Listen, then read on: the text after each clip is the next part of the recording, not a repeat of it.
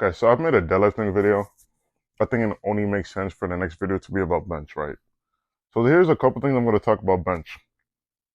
It's really, there's really three things: consistency, programming, nutrition, and accessories. That's what really matters to like really build. Brief cut. Hopefully you guys didn't notice that. But anyway, so what we're going to do is, it's crazy because there was a point in time in life where I couldn't do 225. And now 225 isn't like hard for me. This isn't to me be egotistical or anything. This is just me saying it. Like consistency on bench creates like repetition, building my form like a skill, not a lift. That's a bar right there. I want y'all to listen to that. Don't let it go over your head. Weekly top sets, back off work, heavy triples, pause reps, focus on rep strength from 185, 205 to 225. Eventually move to peaking to 305. Right now the goal is 405. I wanted to hit it in the summer, but right now, life just be happening, so that's not happening. But of course, that's the end goal. We're definitely hitting it by the end of 2025. Y'all can hold me to that, or I'm gonna be pretty close. So I didn't say the same weight and magically hit 315. You gotta train like you have a goal in mind, like you want to accomplish something. I gained size. I ate for recovery. Tracked my proteins like it was life or death, right? So the funny thing is too, you can do it at like a certain weight. Like right now, I fluctuate between 225 to 230. Granted, me moving 315 isn't as impressive as someone who does that like maybe 200 or 185. But at the end of the day, the heavier you are, the easier it's going to be. I'm not going to say mass moves mass because that's kind of like it's not as nuanced as that. It's not as simple as that. There's other factors that play a role, but generally, like the heavier you are, the easier it's going to be. Like perfect example, if I was 250, I think I could probably hit 405 already. Pretty damn close, if I do say so myself. Because right now my max is 365. Now, anyway, enough about that random tangent. Let's talk about accessories that you see. As you see in this video, me and incline dumbbell, we go together real bad. But besides that, you have overhead pressing, you got some weighted dips, you got tricep push downs, and you got close grip bench. Those are the four things. If you get really good at that, it'll really make a difference. Especially for me, my hardest part when it comes to me benching is a lockout. And typically that means I need stronger triceps.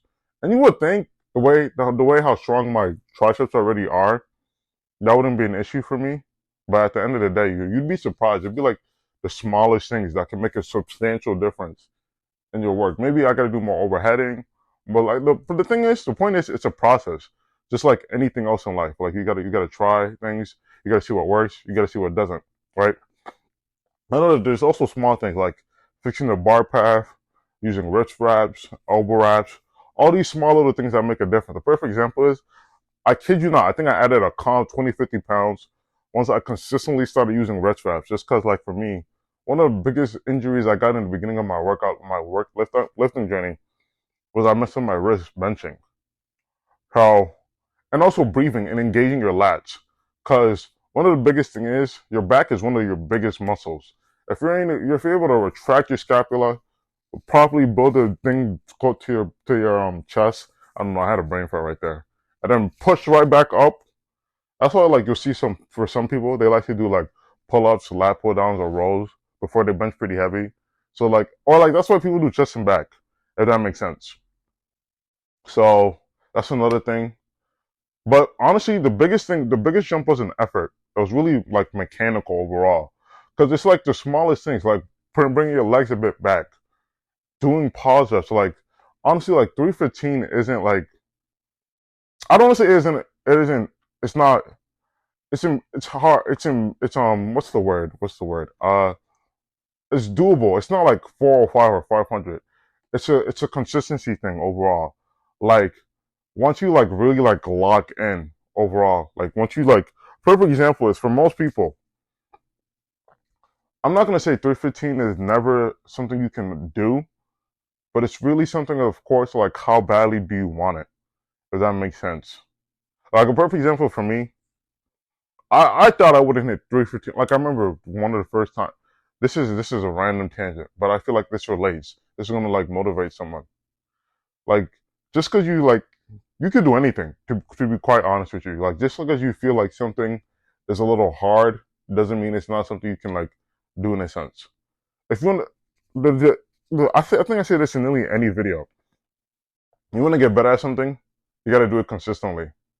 Or that's why you'll see people out there bench 3, 4 times a week. I think that's excessive. I'm gonna be honest. I think 2 days is fine. You do one day for accessories, you do another day for heavy benching. That goes for any body part, really, though. But especially for like the compound lifts, bench, squat, dead, like you do things to like I can't even talk right now.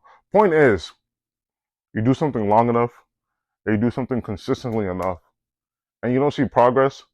The small little minor tweaks you have to do, but overall, there's no way you can possibly do something and not see progress. This was all over the place. If you guys want me to make another more concise video, I can. I should have wrote down notes, but I just wanted to spitball this to bring something out for you guys because I haven't been like posting like I want to. But yeah, that's pretty much it.